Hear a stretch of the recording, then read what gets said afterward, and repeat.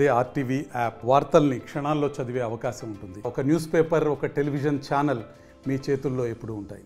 జిల్లాలో కురుస్తున్న వర్షాలకు జనజీవనం అతలాకుతలం అవుతున్న పరిస్థితి. మనం మంచిర్యాల జిల్లా కేంద్రంలోనే ఉన్నాం. అయితే ఇంతకుముందు అటు ఆదిలాబాద్ కేంద్రంలో చూపెట్టిన పరిస్థితి. ఇప్పుడు ఇది ఆదిలాబాద్ కేంద్రంతో పాటు ఆదిలాబాద్ జిల్లా కేంద్రం సుభాష్ నగర్తో పాటు ఇప్పుడు మనం మంచిర్యాల జిల్లా కేంద్రంలో కూడా సేమ్ సన్నివేశాన్ని చూపెట్టే ప్రయత్నం చేస్తున్నాము. ఇప్పుడు కూడా రోడ్డుపై నీళ్లు నిలిచిన పరిస్థితి. నీళ్లతో పాటు అటు ఒకసారి చూసినట్టు కనుకైతే ఇంకా ఇండ్లు నీళ్లలో ఉన్న పరిస్థితి కనబడుతుంది. ప్రస్తుతం మనం సూర్యానగర్లో ఉన్నాం. సూర్యానగర్లో పరిస్థితి చూపెట్టే ప్రయత్నం. ఇంకా కూడా ఇటు నీళ్ళల్లో ఇంకా కొన్ని కాలనీలు ఉన్న పరిస్థితి కనబడుతుంది. తిలక్ నగర్తో పాటు బృందావన్ కాలనీ కావచ్చు, హమాలివాడ కావచ్చు, ఇటు సూర్యనగర్ కావచ్చు, ఇలా కొన్ని ప్రాంతాల్లో వరద బీభోత్సవం సృష్టించిన పరిస్థితి. నేరుగా ఇళ్లలో వెళ్ళిన పరిస్థితి కనబడింది. నిత్యావసర సరుకులన్నీ కూడా తడిసిపోయిన పరిస్థితి మనం చూడొచ్చు. నేరుగా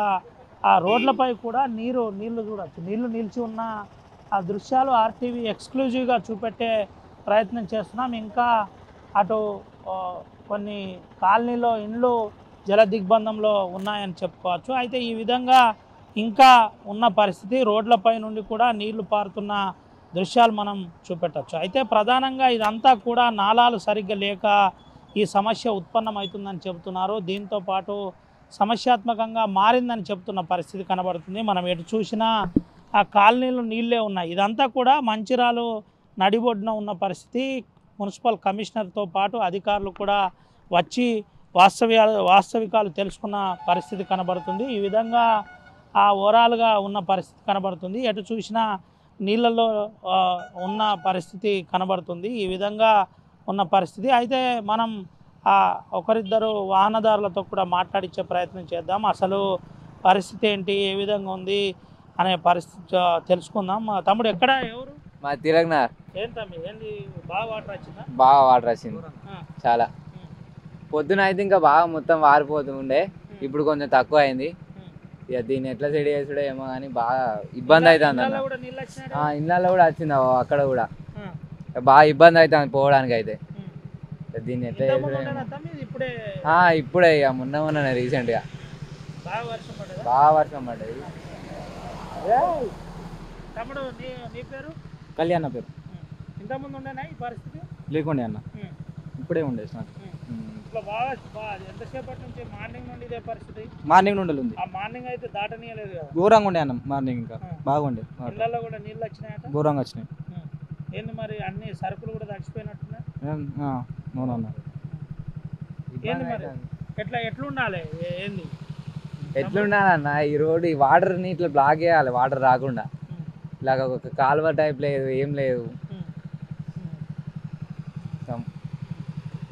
ఏం చెప్పమంటారు. ఇది పరిస్థితి. తిలక్ నగర్లో పరిస్థితి ఈ విధంగా ఉన్న పరిస్థితి కనబడుతుంది. అయితే ఇటు తిలక్ నగర్తో పాటు సూర్యనగర్లో ఉన్నాం. ప్రస్తుతం మంచిర్యాల జిల్లా కేంద్రంలోని సూర్యనగర్లో పరిస్థితి ఈ విధంగా ఉంది. సూర్యనగర్లో ఇప్పుడు కాస్త తగ్గింది. అయితే తగ్గిన తర్వాత వాస్తవం ఏ విధంగా ఉందో చూపెట్టే ప్రయత్నం మనం చేద్దామనుకున్నాం. ఇదంతా కూడా ఇబ్బందికరంగా మారిన పరిస్థితి.